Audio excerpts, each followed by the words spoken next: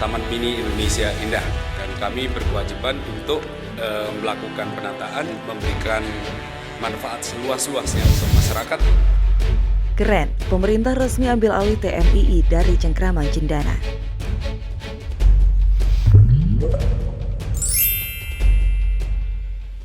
Menteri Sekretaris Negara atau Mensesnek Pratikno mengumumkan bahwa pengelolaan TMII resmi berpindah kepada Kemensetnek. Hal itu melalui Peraturan Presiden Nomor 19 Tahun 2021 tentang TMII. Pratikno dalam konferensi pers virtual pada Rabu 7 April 2021 mengatakan Presiden telah menerbitkan Perpres Nomor 19 Tahun 2021 tentang TMII yang di dalamnya mengatur penguasaan dan pengelolaan TMII dilakukan oleh Kemensetnek dan berarti berhenti pula pengelolaan yang selama ini dilakukan Yayasan Harapan Kita. Kami akan melakukan penataan sebagaimana yang kami lakukan di GBK dan Kemayoran.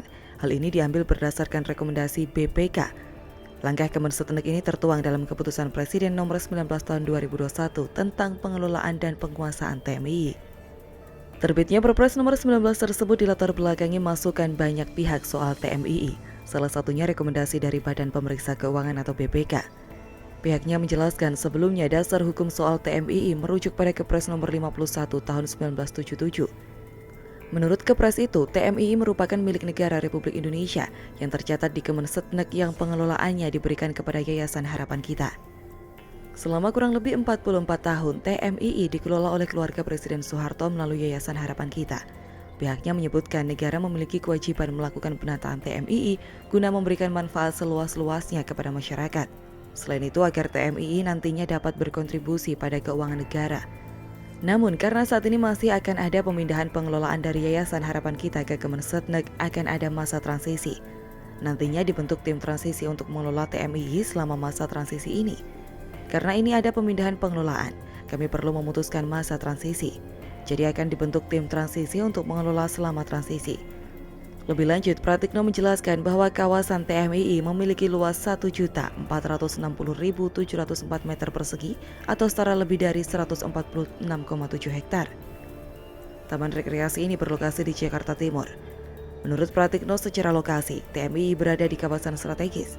Berdasarkan evaluasi dari Kemensetnek dan Kementerian Keuangan pada 2018, TMII ditaksir memiliki nilai sebesar 20 triliun rupiah. Tetapi mungkin harga pasar jauh lebih dari itu untuk saat ini. Apalagi saat ini setelah pandemi. Jadi dengan aset yang begitu luas dan banyak serta strategis, nantinya TMII akan dikelola dengan baik dan bermanfaat bagi masyarakat dan memberi kontribusi bagi negara. Kedepannya, Kemensetnek berkomitmen bahwa kawasan TMII akan menjadi kawasan pelestarian dan pengembangan budaya bangsa dan sarana edukasi yang bernafaskan budaya Nusantara. Pemerintah juga memiliki ide untuk menjadikan TMII sebagai pusat inovasi bagi generasi muda. Dikutip Kompas.com, saat ini Yayasan Harapan Kita sendiri dibina oleh Suharjo, Bambang Triatmojo, Rusmono dan Siti Hardianti Indra Rukmana sebagai ketua umum. Bambang Triatmojo dan Siti Hardianti Rukmana merupakan putra-putri dari Presiden kedua RI Soeharto. Yayasan Harapan Kita didirikan oleh istri Presiden kedua RI Soeharto, yaitu Siti Hartina atau dikenal dengan Tin Soeharto pada 23 Agustus 1968. Ini artinya usia yayasan tersebut hampir 53 tahun. Pendiri Yayasan Harapan Kita pada saat itu bertepatan dengan syukuran hari ulang tahun atau HUT ke-45 Tin. Setelah didirikan, Yayasan Harapan Kita dikelola oleh Tin dan beberapa istri pejabat lainnya, yaitu Siti Zaleha Ibnu Sutowo, Sri Dewanti Muhono, Kartini Widya Latif, Siti Maimunah Alamsyah, Wastuti Ali Murtopo, dan Sutam Titah Sujono Humardani.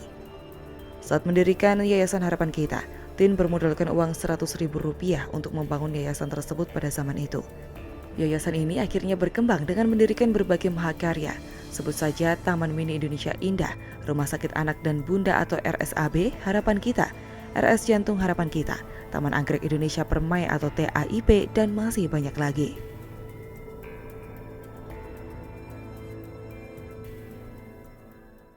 Saya sudah sampaikan bahwa saya ingin menjadikan Kementerian Agama ini menjadi kementerian yang melayani semua agama, bukan hanya Kementerian Agama Islam. Disebut hilang akal oleh Anwar Abbas, jawaban Gus Yakut sangat menohok. Ditulis oleh Ayas dari siwo.com. Bukan Gus Yakut namanya kalau tidak berani membuat gebrakan. Tak salah Jokowi memilih dia sebagai Menteri Agama. Sebab Gus Yakut orang yang sangat berani memperjuangkan moderasi beragama, berani memerangi paham radikal dan intoleran. Gus Yakut bahkan tak takut gebrakannya mendapat kritikan atau bahkan hinaan dari para orang tua yang merasa lebih paham persoalan. Dibanding menteri agama yang lain, mungkin hanya Gus Yakut yang paling berani melawan arus. Soal melawan arus, Gus Yakut mirip dengan Gus Dur. Gus Yakut juga mungkin satu-satunya menteri agama yang dipuji dan dibanggakan oleh non-muslim. Sudah banyak gebrakan-gebrakan yang dibuat oleh Gus Yakut. Kali ini gebrakan yang beliau buat cukup membuat Anwar Abbas kepanasan. Anwar Abbas adalah orang yang selalu kontra dengan gebrakan Gus Yakut. Entah karena memang murni mengkritik atau karena ada sentimen pribadi terhadap Gus Yakut. Yang pasti sepertinya Anwar Abbas salah paham dengan gebrakan yang dibuat oleh Gus Yakut. Gus Yakut meminta agar doa semua agama dibacakan dalam setiap kegiatan yang digelar Kemenak. Ia meyakini semakin banyak doa yang dipanjatkan, maka probabilitas untuk dikabulkan semakin tinggi. Gus Yakut menegaskan bahwa usulnya soal doa semua agama hanya berlaku untuk forum di internal Kementerian Agama, tidak untuk acara lain di luar Kemenak. Gus Yakut percaya bahwa pembacaan doa sebelum menjalani kegiatan sangat penting untuk dilakukan. Menurutnya, doa merupakan upaya paling mudah untuk menghindari sesuatu tak diinginkan, seperti menghindari fraud, korupsi, berpaling dari pelayanan masyarakat, hingga lebih suka melayani diri sendiri. Poin dari permintaan Gus Yakut agar doa semua agama dilantunkan adalah khusus pada kegiatan internal Kemenak. Mungkin Gus Yakut menyamakan doa semua agama dengan salam dari semua agama yang biasanya dilantunkan pada acara-acara di internal Kemenak.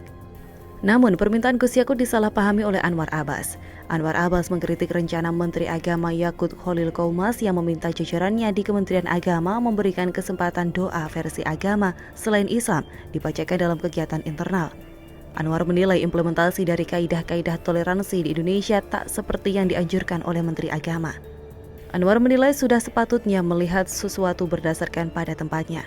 Dia mencontohkan bahwa daerah dan tempat yang mayoritas orang Islam tak dipersoalkan berdoa menurut agama Islam. Sebaliknya, Anwar menilai daerah-daerah dengan mayoritas agama selain Islam tak masalah bila berdoa dipimpin oleh tokoh dan cara agama non-Islam. Ia mencontohkan di Bali, yang merupakan wilayah dengan mayoritas umat Hindu di Indonesia, dan NTT dengan wilayah mayoritas Katolik. Menurutnya tak dipersoalkan berdoa dipimpin menggunakan cara Hindu atau Katolik. Anwar Abbas mempertanyakan apa pentingnya membacakan doa agama tertentu tetapi tidak ada penganutnya yang hadir dalam acara Kemenak. Anwar juga mempertanyakan pemahaman Yakut soal toleransi dan kehilangan akal. Menanggapi kritik, Gus Yakut justru menilai saat ini banyak orang bicara dan menghakimi seseorang dengan melepaskan diri dari konteks. Pernyataan ini tentu saja ditujukan kepada Anwar Abbas. Anwar Abbas melepaskan pernyataan Gus Yakut dari konteks. Padahal permintaan Gus Yakut untuk doa semua agama konteksnya untuk kegiatan internal Kemenak. Seperti kita tahu, Kemenak itu kementerian semua agama di Indonesia, bukan cuma Islam. ASN di Kemenak juga bukan hanya berasal dari agama Islam, tapi juga dari non-muslim. Menanggapi kritik pedas bahkan sampai disebut hilang akal, Gus Yakut membalas dengan pernyataan berikut. Tapi apapun itu oke saja, saya berterima kasih dikritisi dan dicaci maki. Yang penting doa jalan terus, hanya orang yang berakal lah yang masih mau memanjatkan doa. Menurut saya jawaban ini sangat elegan. Gus Yakut tidak membalas kritikan Anwar Abbas dan cacian kehilangan akal.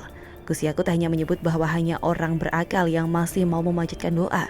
Maksudnya tentu saja dirinya tidak mungkin kehilangan akal karena masih mau berdoa. Orang yang hilang akal adalah orang yang sudah enggan berdoa.